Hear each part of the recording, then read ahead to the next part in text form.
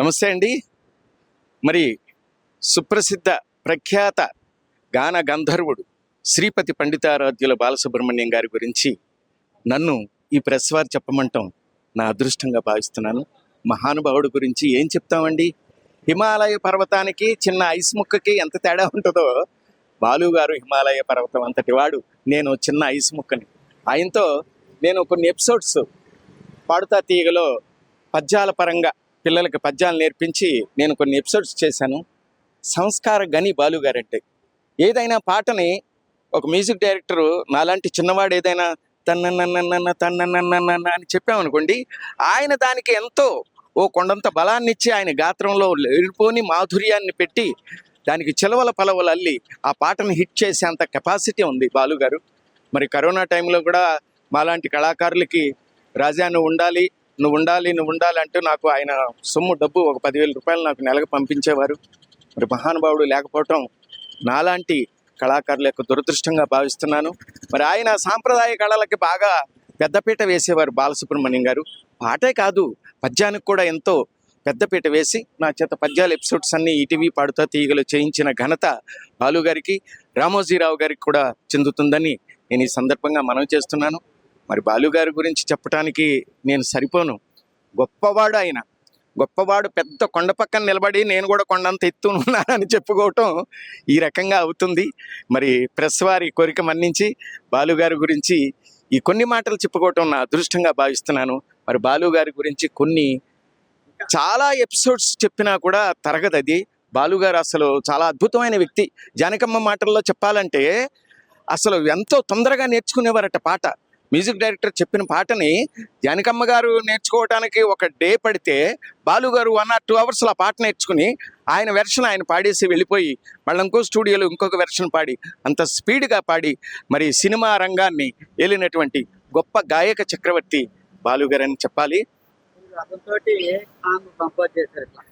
అట్లా నేను సార్ తోటి నేను కృష్ణం వందే జగద్గురుంలో కొన్ని నాకు అవకాశం ఇచ్చారు. నేను కంపోజ్ చేశాను. బాలుగారు చాలా ఆనందపడ్డారు. మరి చాలా ఇంకా బాలుగారు ఉన్నట్టయితే నా జీవితం ఒక రకంగా ధన్యంగా ఉండేది. అమెరికాలో తెలుగు వాళ్ళ కోసం మీరు అక్కడికి వెళ్ళాలి రాజా. అక్కడికి వెళ్ళి పాటలు పద్యాలు పిల్లలకి నేర్పించాలి. అక్కడ నేను ఇయర్లీ ట్వైస్ అక్కడికి వస్తాను. వచ్చిన సందర్భంగా మన షోస్లో అక్కడ తెలుగు పిల్లల చేత పాటలు పద్యాలు పాడిద్దామని కూడా నాకెంతో ప్రోత్సాహం ఇచ్చినటువంటి గొప్ప మహనీయుడు బాలుగారు. మరి బాలుగారు లేకపోవటం నాది సాంప్రదాయబద్ధమైనటువంటి కళ మాది. పద్యనాటకంలో నాకు ఆంధ్రప్రదేశ్ ప్రభుత్వం ద్వారా 2 నంది అవార్డులు ఉన్నాయి. మరి 50 ఏళ్ల నాటకరంగ అనుభవం ఉంది. మరి నాకు సాంఘిక పద్య నాటకాలకి చాలా అనుభవం ఉంది. వారికి మక్కువ కళ మీద ఉండి బాలుగారు అంటే తెలుగు కళలని ప్రేమించేటటువంటి గొప్ప కళాహృదయుడు శ్రీపతి పండితారాధ్యుల బాలసుబ్రహ్మణ్యం గారు. నేను చెప్పటం కాదండి, అది ప్రతి ఒక్కళ్ళకి తెలిసిందే. ఏ కళాకారుణ్ణి చేసినా కూడా. మరి అయితే బాలుగారు ముఖ్యంగా మాకు ఒక విషయం వచ్చేవారు. బాలుగారు ఇక పాడుతున్నారు. ఆ టైంలో రామకృష్ణ గారు వచ్చి ఘంటసాల గారికి ఆరోగ్యం బాగోపోవటం వల్ల మరి కొన్ని పాటలు పాడలేకపోతున్నారు. రామకృష్ణ గారు కూడా చాలా పాటలు పాడి హిట్ చేశారు. ఆ టైంలో బాలుగారు ఏం చేద్దాం ఎలా పాడాలి, నేను మరి శోభన్ బాబు గారికి, కృష్ణ గారికి, చంద్రమోహన్ గారికి పరిమితం అవ్వాలా అనుకునే టైంలో బాలుగారికి ఒక గొప్ప వ్యక్తి ఒక మంచి సలహా ఇచ్చి, నువ్వు ఏఎన్ఆర్లా పాడితే పాడు, ఎన్టీఆర్లా పాడితే పాడు, కానీ వాళ్ళిద్దరికి నువ్వు పాడేటప్పుడు మాత్రం బాలసుబ్రహ్మణ్యం లాగా పాడకూడదు అని అంటే బాలుగారు ఎంతో కృషి చేసి మరి ఆలుమగల్ సినిమాలో ఎరక్కపోయి వచ్చాను ఇరుక్కుపోయాను అనే పాట ఫస్ట్గా నాగేశ్వరరావు గారికి పాడారు. మరి అది సూపర్ డూపర్ హిట్ అయిపోయింది. నాగేశ్వరరావు గారి గొంతులో నుంచి ఊడిపడ్డట్టుగా ఆ పాట వచ్చింది. తర్వాత ఆరేసుకోపోయి ఎన్టీఆర్ గారి పాట. ఈ పాటలన్నీ కూడా మనం చూసాం. బాలుగారు మరి అలురామలింగ గారికి పాడినా కూడా ఆయన నోట్లో నుంచి వచ్చినట్టు, మరి సుత్తివేలు గారికి పాడినా కూడా ఆయన నోట్లో నుంచి వచ్చినట్టు, రాజబాబు గారికి పాడిన కూడా ఆయన నోట్లో నుంచి వచ్చినట్టుగా పాడినటువంటి గొప్ప ప్రతిభావంతుడు గాయక చక్రవర్తి బాలుగారు. మిమిక్రీ చేయటంలో కూడా చాలా బాగా చేశారు. మరి కమల్ హాసన్ సినిమాలో మరి అది 5 వేషాలు వేశారు దశావతారంలో. మరి ఆ డబ్బింగ్స్ అన్నీ కూడా బాలుగారే చెప్పారు దశావతారం పిక్చర్లో. మరి ఆ డబ్బింగ్స్ చెప్పడంలో చక్రవర్తి అయిపోయాడు ఆయన. వాయిస్ మోల్డ్ చేసి ఒకే వాయిస్ని మరి కమల్ హాసన్ గారికి బాలు గారికి ఉన్నటువంటి సాన్నిహిత్యంలో వాళ్ళిద్దరూ అన్నయ్య అన్నయ్య తమ్ముడు అన్నయ్య తమ్ముడు అనుకునేంత సాన్నిహిత్యం ఉండేదట వారి మధ్యన. అలా చెప్పి దశావతారం పిక్చర్ హిట్ కావటానికి బాలుగారి వాయిస్ కూడా ఒక ముఖ్యమైనటువంటి ఆయుధంగా మనం చెప్పుకోవచ్చు. ఏ విధంగా మిస్ అవుతున్నారు మరి?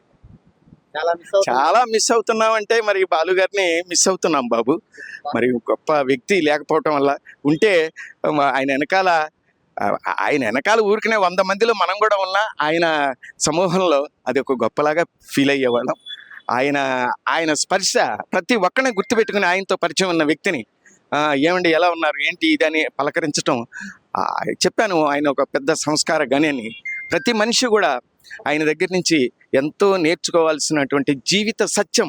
మామూలుగా ఆయన ఏదో పెద్ద నేను సినిమా గాయకుడిని ఆయన ఫోజులు కాదు, జీవిత సత్యాలు ఎన్నో ఉన్నాయి బాలుగారి దగ్గర నుంచి మనం నేర్చుకోవాల్సింది. ఇవాళ మరి వర్ధమాన గాయకులందరూ కూడా ఆయనతో పాటు పనిచేసిన వాళ్ళు ఉన్నారు చాలామంది. మరి ఇవాళ పాడుతా తీయగా వాళ్ళ అబ్బాయి చరణ్ గారి ద్వారా నడుస్తుంది. వాళ్ళ అబ్బాయి కంటిన్యూ చేస్తున్నాడు కదా పాడుతుంది. అదే కలవాలని అనుకుంటున్నాను నేను. వారి అబ్బాయిని నేను ఇంకా కలవలేదు. నా ఎపిసోడ్స్ శైలేజ్ గారు బాబు కూడా చూశారు. మేడం సావిత్రమ్మ గారిని కూడా నన్ను కలిశాను. చాలా బాగా చేశారు. నాకు ఒకటే చెప్పారు బాలుగారు, పాడుతా తీయక్కి నా ఎపిసోడ్స్ వచ్చేంత వరకు ఎంత పేరు వచ్చిందో నీ ఎపిసోడ్ వచ్చిన తర్వాత అంత పేరు వచ్చింది ఈ 10 ఎపిసోడ్లోనే అని చెప్పారు బాలుగారు.